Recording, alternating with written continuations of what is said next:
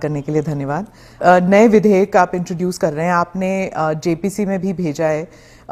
30 दिनों से ज़्यादा अगर कोई इलेक्टेड रिप्रेजेंटेटिव हिरासत में जाता है और उसे पद से हटाया जाएगा, आपने कहा कि क्लॉज ज़रूर गंभीर होने चाहिए, लेकिन इनोसेंट अंटिल प्रोवन गिल्टी, क्या इस सिद्धांत को ये उलट नहीं जाता इससे? देखिए, सीधे सवाल से मुझे नहीं लगता कि आप बिल की स्पिरिट के साथ न्याय कर पाएगी। मैं आपके माध्यम से पूरे देश की जनता को बताना चाहता हूं कि 130वां संशोधन क्या है। 130वें संशोधन में, ये संविधान संशोधन है, इसमें हमने एक प्रावधान किया है कि प्रधानमंत्री, मुख्यमंत्री, भारत सरकार के मंत्री या राज्य सरकार के मंत्री किसी भी गंभीर आरोप में अगर अरेस्ट होते हैं और 30 दिन तक उनको जमानत नहीं मिलती है, तो मुख्यमंत्री या प्रधानमंत्री मंत्री के केस में उनको उनके स्थान से मुक्त करेंगे। अगर वो नहीं करते हैं तो अपने आप कानूनन वो मुक्त हो जाएंगे। ये प्रावधान 130वें संवैधानिक संशोधन में हमने किया है। अब सबसे पहले मैं स्पष्ट कर देता हूं, संसद के अंदर चुनी हुई सरकार कोई भी विधेयक लाए या संवैधानिक संशोधन लाए, इसको सदन के सामने रखने में क्या विरोध हो सकता है? जबकि मैंने स्पष्ट कर दिया था कि इसको हम दोनों सदनों की संयुक्त समिति को सौंपेंगे। वहां आप आपके विचार व्यक्त कर सकते हैं। और दूसरा, जब इस पर मतदान हो तब आप आपका मत व्यक्त कर सकते हो, क्योंकि ये संवैधानिक संशोधन है तो 2/3 बहुमत चाहिए दोनों सदनों में, जो आपके पास नहीं है या नहीं है वो तो उस वक्त सिद्ध होगा। परंतु उस वक्त आप अपना विचार भी रख सकते हो और वोट भी कर सकते हो। किसी भी सरकार के विधेयक को या संविधान संशोधन को सदन में पेश न होने देना और इस तरह का व्यवहार करना, ये क्या लोकतंत्र में उचित है? क्या देश की पार्लियामेंट के दोनों सदन बहस के लिए है या शोरगुल और हल्ले के लिए है? मुद्दे का विरोध हमने भी देखा है, हमने भी करा है, परंतु बिल को पेश न होने देने की एक प्रकार की मानसिकता मैं नहीं मानता हूं कि ये लोकतांत्रिक है, और विपक्ष को देश की जनता के सामने इसका जवाब देना पड़ेगा। उनका जो मैनर ऑफ प्रोटेस्ट है उसके बारे में मैं बाद में पूछूंगी, लेकिन ये जो गंभीर आरोपों का जो दायरा है, क्या आप स्पष्ट कर सकते हैं कि गंभीर आरोप क्या है? स्पष्ट कर सकती है क्या? हाँ, तो वही मैं आपसे तो जरा पूछिए आरोप। तो क्या आरोप हो सकते हैं? कैपिटल मतलब मर्डर, रेप, ऐसे वाले जो नहीं, पहले विपक्ष का इस बिल में विरोध क्या है वो तत्वतः आप बता सकती है क्या? इसका मूल विरोध का कारण जो विपक्ष ने मीडिया को समझाया होगा, हाँ, वो आप हमें बताइए। तो वो तो कह रहे हैं कि आप इस बिल के जरिए आप जो इलेक्टेड रिप्रेजेंटेटिव है, जिनके पास मैंडेट है और जिनका जनाधार से कनेक्शन है, आप उसको उलट रहे हैं और आप 30 डेज में आप बेल नहीं मिलेगा तो वो हट जाएंगे, और ये तो it is like political suicide या पॉलिटिकल मर्डर। देखिए, इस देश में आज एनडीए के मुख्यमंत्रियों की संख्या ज्यादा है। प्रधानमंत्री भी एनडीए के हैं, श्री नरेंद्र मोदी प्रधानमंत्री। तो ये बिल सिर्फ विपक्ष के लिए क्वेश्चन खड़ा नहीं करता, हमारे मुख्यमंत्रियों के लिए भी क्वेश्चन खड़ा करता है। मैंने जो सुना वो कह रहे कि आपके लोगों के सामने एफआईआर नहीं होती है। ये जनता को गुमराह करे। उनको मालूम है कि किसी भी व्यक्ति के खिलाफ आरोप है तो आप पब्लिक इंटरेस्ट लिटिगेशन के माध्यम से कोर्ट के सामने जा सकते हैं। कोर्ट ऑर्डर करेगी कि इनके खिलाफ एफआईआर करो। अगर ज्यादा ही गंभीर मामले हैं तो कोर्ट मॉनिटर भी करती है। इसमें पक्ष विपक्ष कहां आता है? ये एक सेकंड मेरी बात पूरी नहीं हुई है। इसमें पक्ष विपक्ष नहीं आता है। और दूसरी बात, इसमें 30 दिन तक जमानत का प्रावधान किया गया है। अगर फर्जी टाइप का केस है तो देश की हाई कोर्ट और सुप्रीम कोर्ट आंख मूंद कर नहीं बैठे हैं। किसी भी केस में हाई कोर्ट और सुप्रीम कोर्ट को जमानत देने का अधिकार है। अगर जमानत नहीं मिलती है तो आपको पद छोड़ना पड़ेगा। क्या कोई मुख्यमंत्री, कोई प्रधानमंत्री या कोई मंत्री जेल में रहकर सरकार चला सकता है क्या? इस देश के लोकतंत्र के लिए शोभा रूप है क्या? और अगर 30 दिन के बाद जमानत मिल जाती है तो वो फिर से शपथ ले सकते हैं। हम multi party parliamentary democratic system में है। जब आपके पास सदन में बहुमत होता है, एक मुख्यमंत्री को किसी भी कारणसर जेल में जाना पड़ा, 30 दिन तक जमानत नहीं हुई, तो अब वो पदमुक्त हो जाएंगे, परंतु उनका बहुमत तो बना रहेगा। जैसे ही मुक्त होंगे वो फिर से मुख्यमंत्री बन सकते हैं। ये जो गंभीर आरोप होते हैं इन लोगों के खिलाफ, वो उनको साबित करने के लिए या उनसे छुटकारा पाने के लिए इतना वक्त लग जाता है।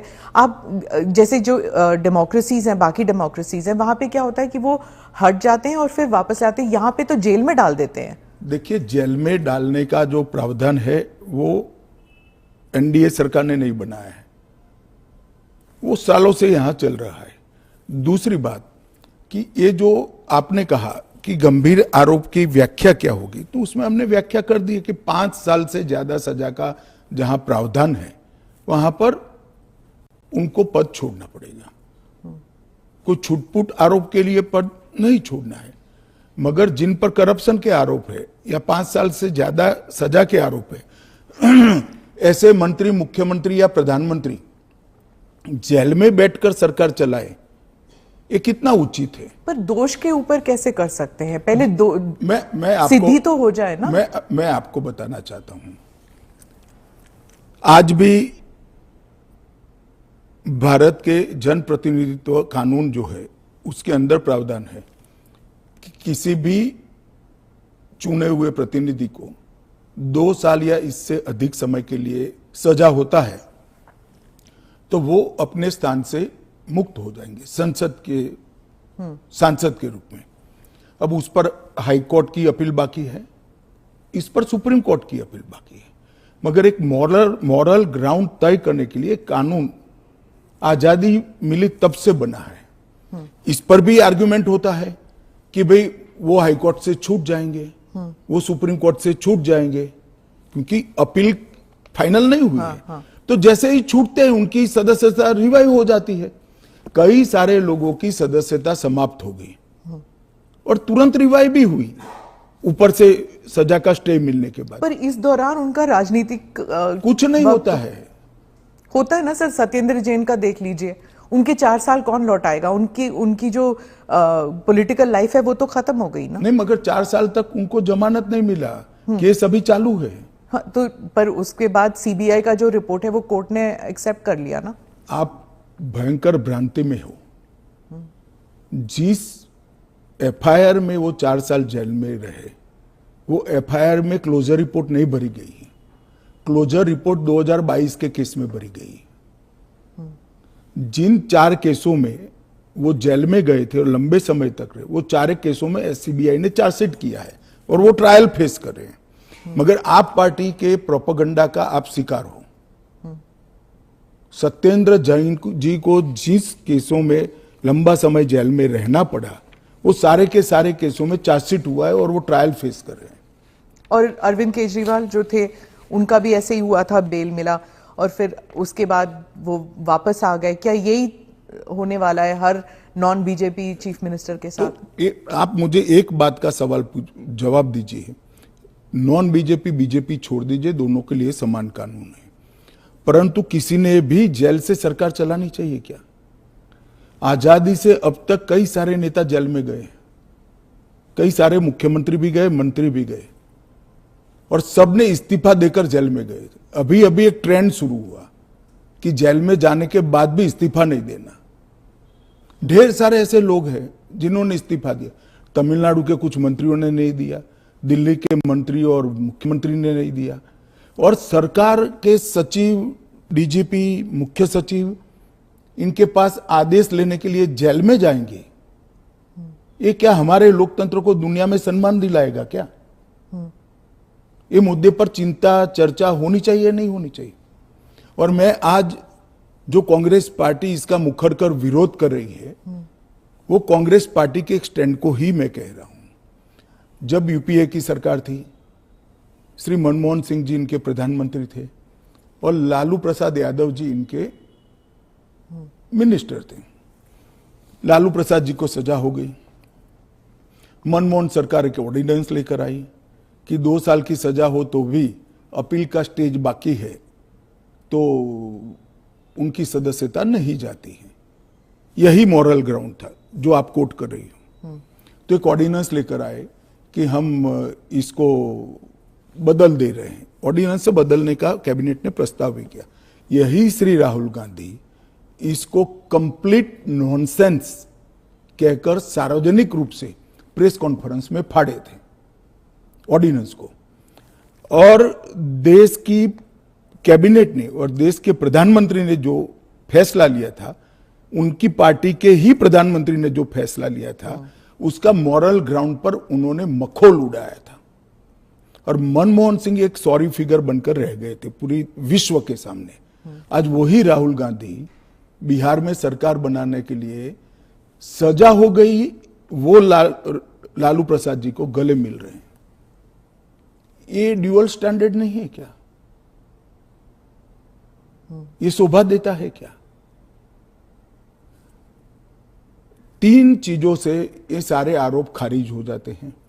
एक तो प्रधानमंत्री जी ने स्वयं अपने आप को इसमें डाला है। एक जमाने में कांग्रेस 39वां संविधान, प्रधानमंत्री ने डाला है, पहले नहीं थे क्या प्रधानमंत्री? ना, पहले तो प्रोविजन ही नहीं था। तो जब कानून ड्राफ्ट हो रहा था तो उन्होंने खुद डाला अपना? हाँ, खुद डाला है। पहले 39वां जो संशोधन था, इसमें इंदिरा जी उपराष्ट्रपति राष्ट्रपति के साथ साथ खुद को भी इनके खिलाफ कोई वैधता नहीं रहती है चुनावी मुकदमों का एक संविधान संशोधन लेकर आई थी। वो खैर कांग्रेस पार्टी और श्रीमती इंदिरा गांधी की नैतिकता का सवाल है। नरेंद्र मोदी जी अपने खिलाफ खुद संविधान संशोधन लेकर आए हैं कि प्रधानमंत्री भी जेल में जाएगा तो उसको इस्तीफा दे देना पड़ेगा। पर इससे एक एक्स्ट्रा जुडिशियल पावर कह लीजिए जो भी एक अधिकारी को नहीं मिल जाता कि प्रधानमंत्री से भी ज्यादा सीनियर हो जाता है? स्मिता जी, आप ऐसे बात करिए जिसमें जैसे इस देश में कोई कोर्ट ही नहीं है। पर कोर्ट में डिलेज होते हैं ना सर? ये कानून आने के बाद नहीं होंगे, क्योंकि कोर्ट को तुरंत इंटरवीन करना पड़ेगा। किसी चुने हुए प्रतिनिधि को खारिज करने का प्रावधान हुआ है। मैं तो उल्टा कहता हूं, इससे यस और नो जो होना है वो जल्दी हो जाएगा। तो प्रेशर कोर्ट्स पे होगा डिक्लेयर करने के लिए? प्रेशर होगा ये कहना ठीक नहीं है। हाँ। मगर हमारी कोर्ट भी, पर उसी सुनिए ना, हमारी कोर्ट भी कानून की गंभीरता को समझती है। जब 30 दिन के बाद पद छोड़ना है तो वो उसके पहले इसका फैसला करेगी कि बेल मिलना चाहिए या नहीं मिलना चाहिए। हाईकोर्ट में जब केस गया कि श्री केजरीवाल जेल में है, तब उनको वहां से इस्तीफा देने चाहिए। पब्लिक इंटरेस्ट लिटिगेशन फाइल हुआ।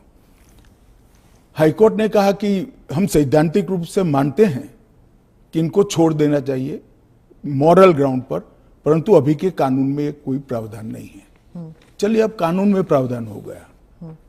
मेरा बहुत स्पष्ट मानना है, मेरी पार्टी का मानना है, देश के प्रधानमंत्री का मानना है कि इस देश में कोई भी मुख्यमंत्री हो, मंत्री हो या प्रधानमंत्री हो, जेल में रहकर सरकार नहीं चला सकते। पहले भी कई लोगों ने मॉरल ग्राउंड पर इस्तीफा दिया है।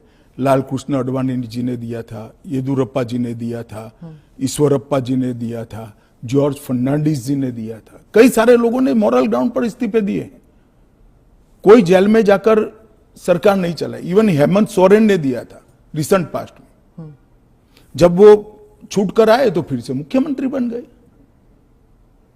अब इसका हमने कानूनी प्रोविजन किया है, क्योंकि जब पहले कानून बने होंगे, संविधान बना होगा, तब संविधान निर्माताओं ने ऐसी निर्लज्जता का कल्पना नहीं करा होगा कि कोई भी मुख्यमंत्री जेल में जाएगा और अंदर से मुख्यमंत्री बना रहेगा।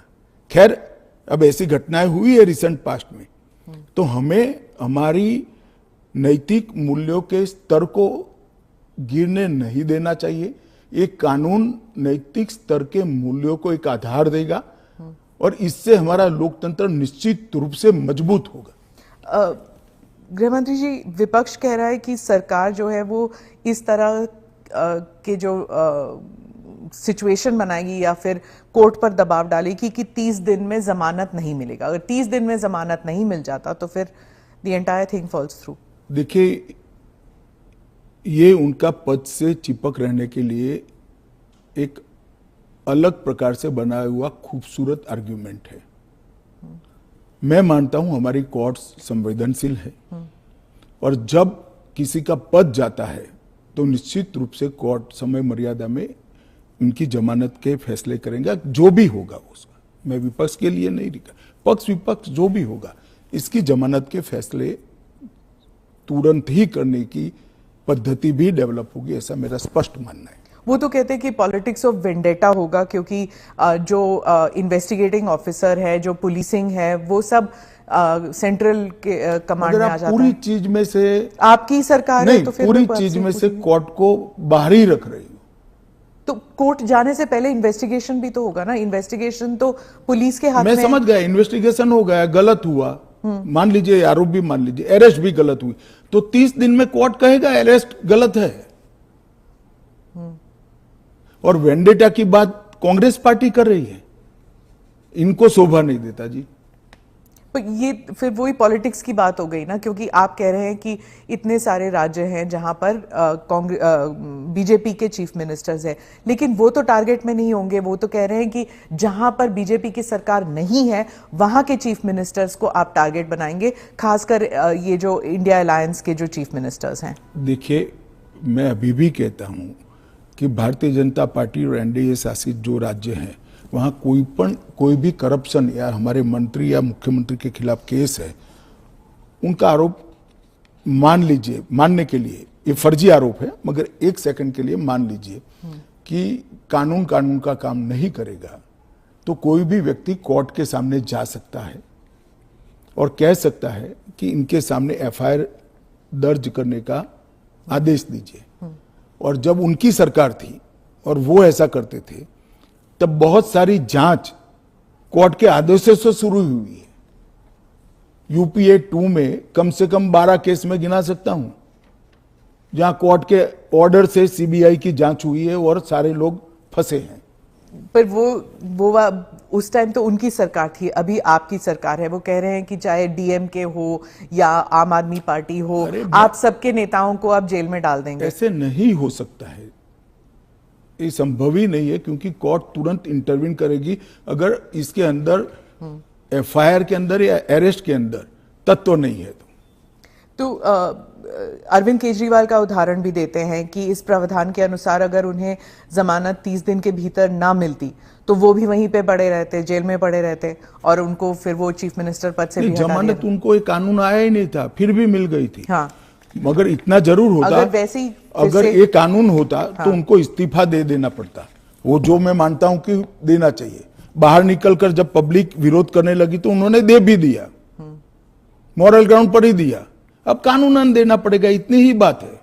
तो चुनाव फेस करने के पहले उन्होंने मॉरल ग्राउंड पर इस्तीफा देकर आतिशी जी को दिल्ली की मुख्यमंत्री, क्योंकि जैसे ही घूमने लगे पब्लिक ने सवाल करे। आपने कहा कि आप जीपीसी में भेजने वाले हैं, लेकिन ऑपोजिशन जो कह रहे हैं, जैसे टीएमसी जो फोर फ्रंट पे है ऑपोजिशन में, इसमें इस मामले में वो कह रहे हैं कि वो जेपीसी का हिस्सा बनेंगे ही नहीं, वो बॉयकॉट कर देंगे। फिर क्या होगा? नहीं, क्या होगा तो हम क्या कर सकते हैं? तो फिर वो कानून ले आएंगे फिर? तो उनको कौन ना बोल रहा है कि आप मत बनो, क्योंकि हम कह ही रहे हैं कि आप बनिए। आप अगर पार्लियामेंट चलाने के जो नियम बने हैं वो नियम को भी स्वीकार नहीं करोगे और आप कहोगे कि हमारी इच्छा है वही फाइनल हो, भले हम विपक्ष में हैं, ऐसे नहीं हो सकता। सरकार उनको मौका दे सकती है, अगर वो मौके का स्वीकार नहीं करते हैं तो हम क्या कर सकते हैं? हम तो रिसीविंग एंड पर हैं, क्योंकि वो रिसीविंग एंड पे हैं आप। निश्चित रूप से अगर जेपीसी बनाने का निर्णय होने के बाद भी वो जेपीसी का बहिष्कार करते हैं तो सरकार के पास विकल्प क्योंकि क्या वो कह रहे हैं कि आप सिर्फ उनका स्टैंप चाहते हैं, ये तो संविधान की हत्या है ये बिल। ऐसा नहीं है। जेपीसी में अनेक साक्ष्य बुलाए जाते हैं, सार्वजनिक जीवन के भी बुलाए जाएंगे। आप एप्लीकेशन करोगी तो आपको भी बुलाएंगे, आपका रिकॉर्ड होता है, और वो सारे दलीलों का, साक्ष्यों के दलील का काट कर रिपोर्ट तैयार होता है, और वो रिपोर्ट के आधार पर बिल को बदला जाता है। तो पूरी पार्लियामेंट की संवैधानिक प्रक्रिया को ही सिरे से खारिज कर दें। फिर तो आप ऐसे भी कह सकते हो कोई भी कानून हम पास नहीं होने देंगे, हम विरोध करेंगे।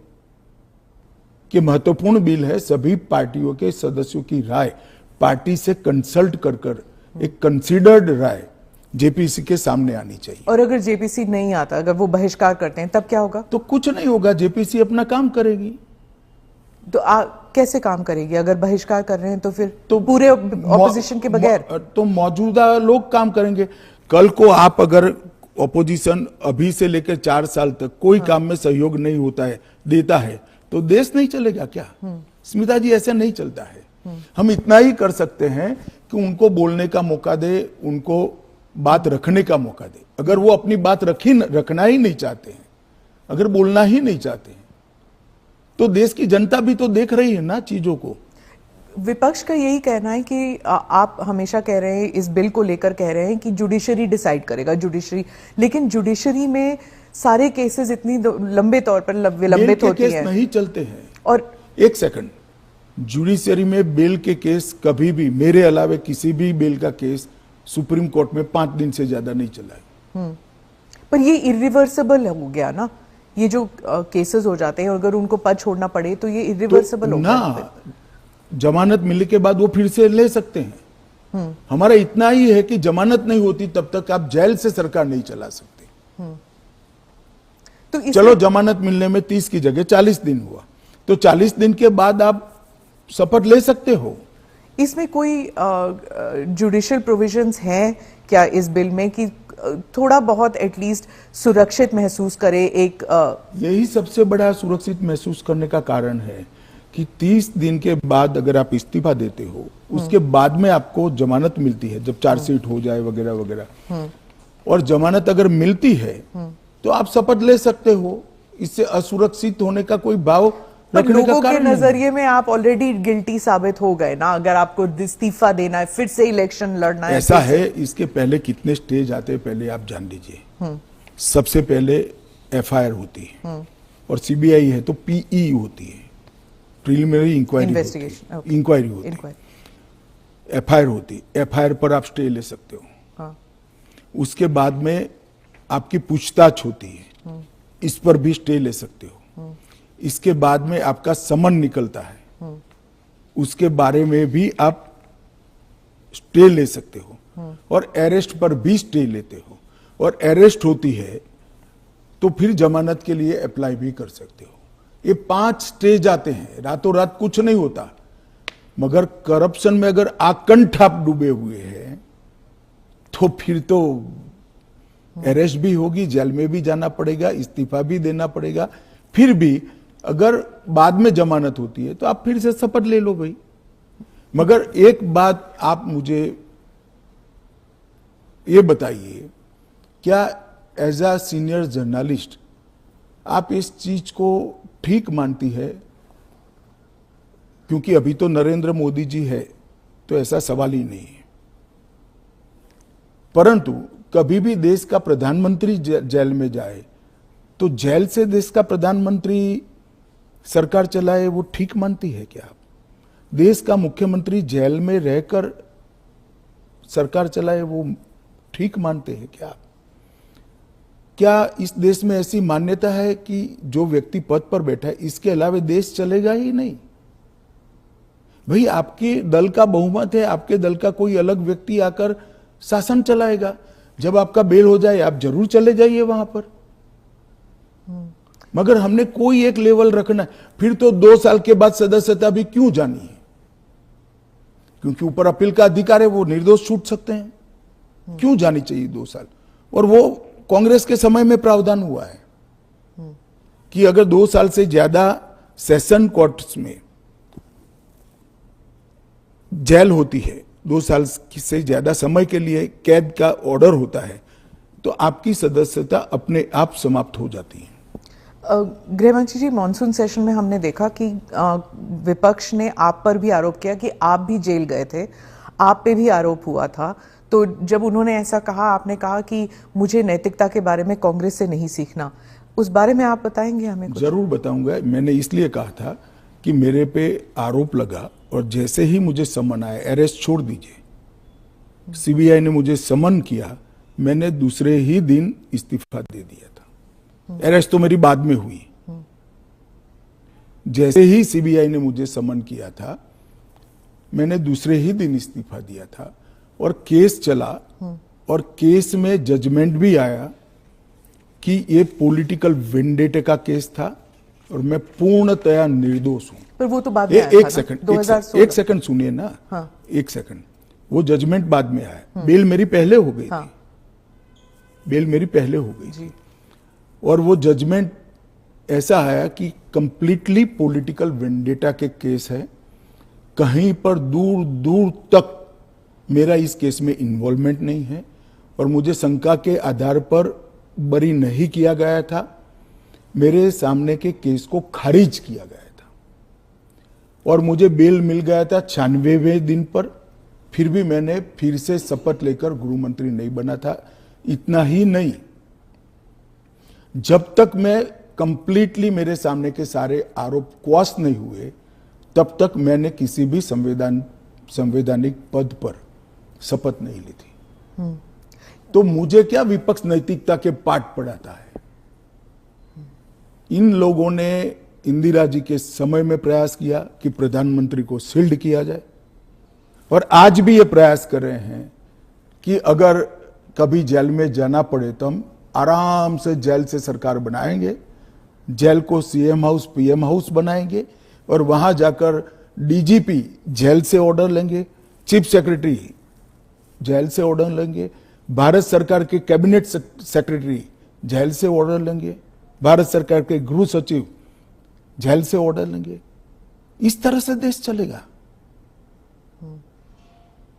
और ये कल्पना ही मैं तो, मेरी पार्टी और मैं दोनों सिरे से खारिज करते हैं कि जो व्यक्ति बैठा है इसके बगैर इस देश का शासन नहीं चल सकता और इससे किसी का भी बहुमत पार्लियामेंट में या विधानसभा में प्रभावित नहीं होगा। एक सदस्य जाएगा, आपकी ही पार्टी के दूसरे साथी सरकार चलाएंगे और आप जब जमानत प्राप्त कर लोगे तो आप आकर फिर से शपथ कर सकते हो।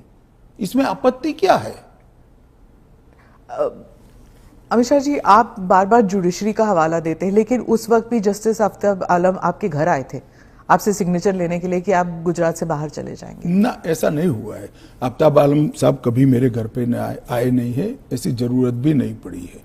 इन्होंने यहाँ रविवार के दिन स्पेशल कोर्ट बिठाकर मेरी बेल एप्लीकेशन को सुना और रिजेक्ट किया। ना, रिजेक्ट नहीं किया। इन्होंने कहा कि मुझे लगता है कि अमित शाह गृह मंत्री रहे, वो साक्ष्य को प्रभावित कर। तो मेरी जो वकील थी, इन्होंने कहा कि आपको अगर ये भय है तो जब तक बेल एप्लीकेशन डिसाइड नहीं होता हमारे क्लाइंट गुजरात के बाहर रहेंगे। वो मैंने स्टेटमेंट किया है। 2 साल आप बाहर रहे? हाँ, 2 साल में बाहर रहा, निश्चित रूप से बाहर रहा, क्योंकि 2 साल भारत के इतिहास में कभी भी किसी की बेल एप्लीकेशन 2 साल नहीं चली है। आलम साहब की कृपा से मेरी बेल एप्लीकेशन 2 साल चली। ज्यादा से ज्यादा बेल एप्लीकेशन 11 दिन तक चली है। आपने उस वक्त पहले भी जिक्र किया था अडवाणी जी के ऊपर कि उन्होंने भी इस्तीफा दिया था। जी, कहा था अडवाणी जी ने इस्तीफा दिया था। ढेर सारे हमारे कार्यकर्ता, मदन लाल खुराना वगैरह सारे, सभी ने दिया था कि जब तक, अरे अभी हेमंत सोरेन जी ने दिया था। ये तो एक नया संस्कृति आया अभी। विगत 2 साल पहले ऐसा केस ही नहीं था कोई। सभी लोगों पर आरोप लगते थे, सब लोग इस्तीफा दे देते थे, बरी होकर राजनीति शुरू करते थे। तमिलनाडु के कुछ मंत्रियों ने इस्तीफा नहीं दिया, दिल्ली के मंत्री और मुख्यमंत्री ने इस्तीफा नहीं। और अगर इस तरह से इस समाज जीवन का, नैतिकता का स्तर आप राजनीति का और समाज जीवन का नीचे ले जा रहे हैं, इससे हम सहमत नहीं हैं। और अगर मैं अब पूछता हूं, आप मुझे पूछ रही हैं, तो लालू जी के वो ऑर्डिनेंस फाड़ने का, लालू जी के बचाने के लिए जो ऑर्डिनेंस मनमोहन सिंह लाए थे, वो ऑर्डिनेंस को फाड़ने का राहुल गांधी का औचित्य क्या था?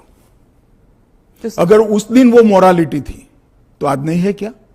क्योंकि आप लगातार 3 चुनाव हार चुके हो।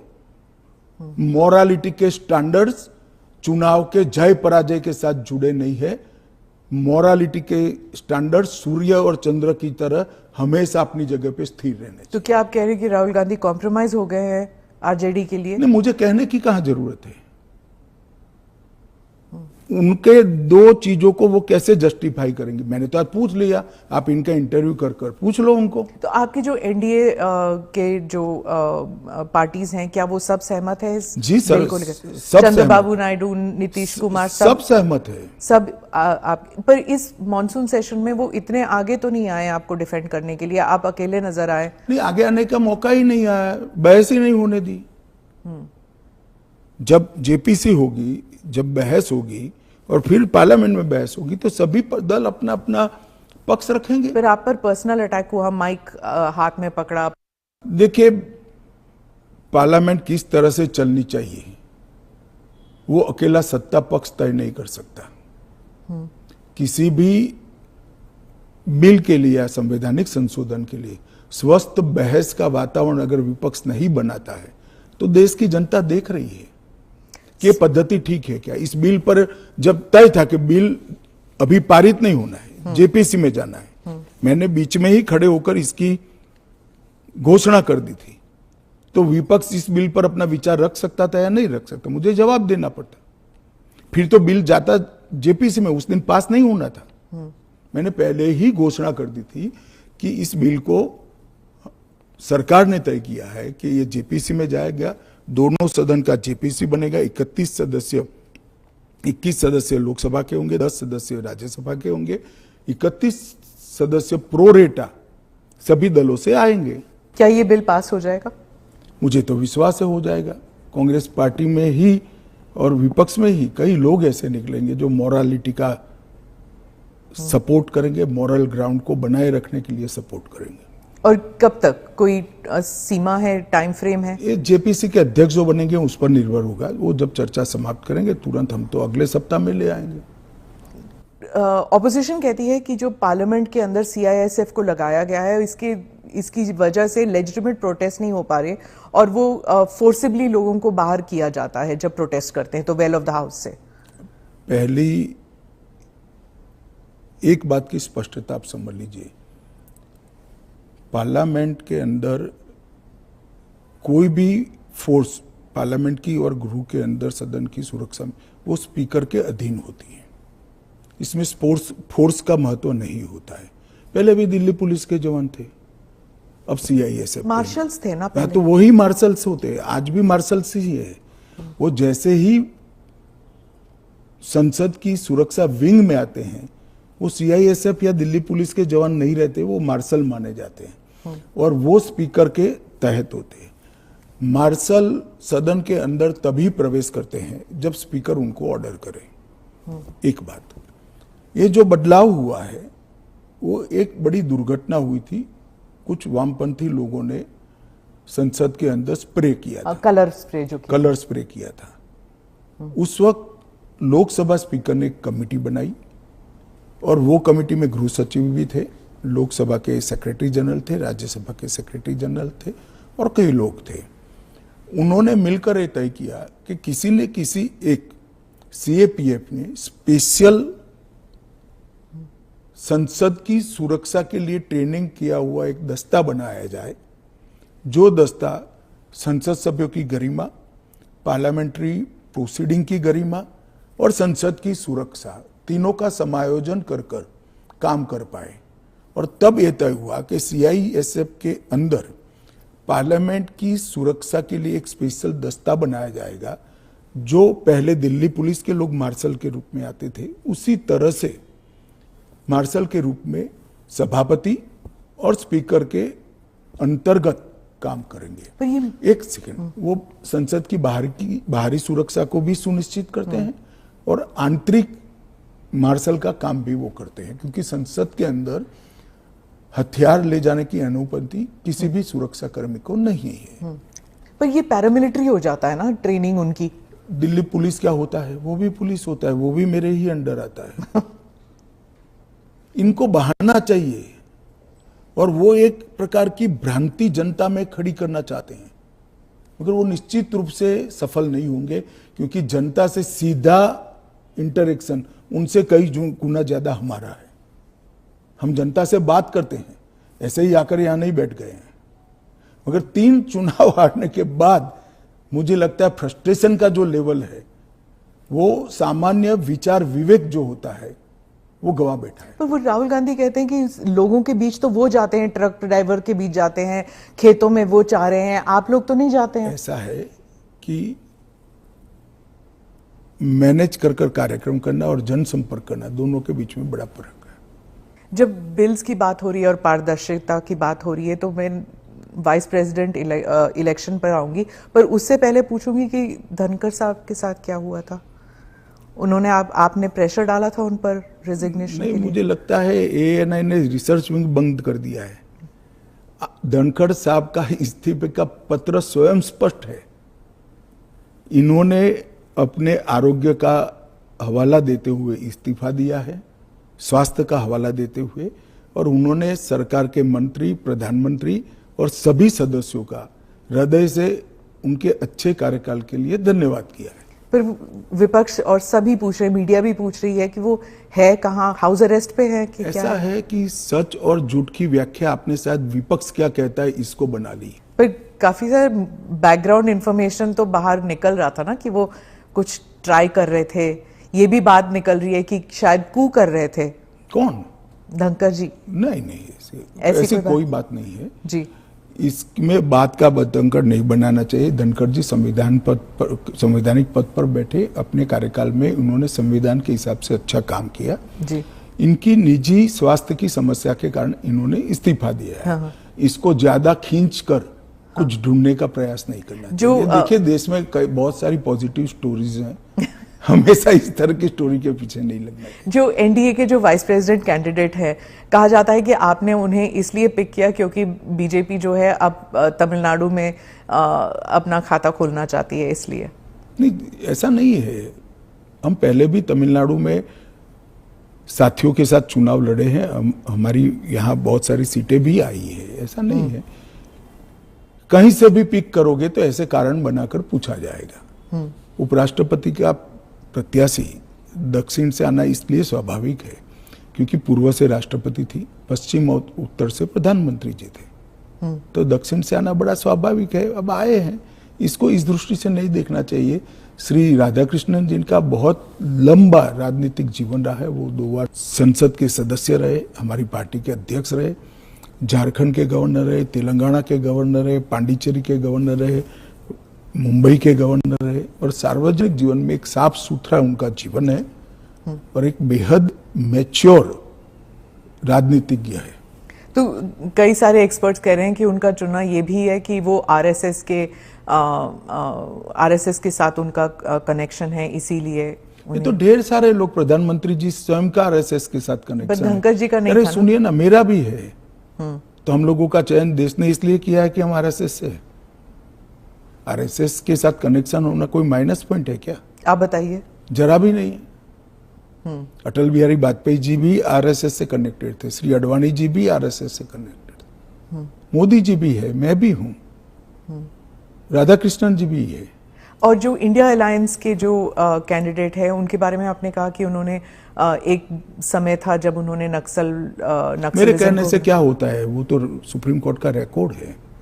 सलवा जुडम को इन्होंने खारिज कर दिया। आदिवासियों का आत्मरक्षा का जो अधिकार था उसको उन्होंने समाप्त कर दिया। इसके कारण इस देश में नक्सलवाद 2 दशक ज्यादा चला है। उस वक्त नक्सलवाद अंतिम सांसें गिन रहा था, क्योंकि जो आदिवासी थे, जो बच्चों को पढ़ाना चाहते थे, जिनके यहाँ रोड नहीं पहुंचता था, इससे परेशान थे, जिनके यहाँ स्वास्थ्य सेवाएं नहीं थी, वो परेशान थे।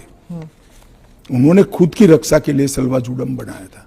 इसको सुप्रीम कोर्ट ने खारिज कर दिया। ये तो सुप्रीम कोर्ट का रिकॉर्ड है, इनका जजमेंट है। तो और इसके बाद जो स्कूल तबाह हो गए थे नक्सलियों के कारण, वो स्कूलों में सीआरपीएफ और सुरक्षा बल बैठे थे। रातों रात एक ऑर्डर करके सबको बाहर कर दिया। कई जगह हमले हुए सुरक्षा बलों पर। ये दोनों जजमेंट, इसका जवाब श्री सुदर्शन रेड्डी से ज्यादा राहुल गांधी ने देना चाहिए। कि उन्होंने क्यों पिक किया? जी, मैं तो मानता हूं यही क्राइटेरिया रहा होगा।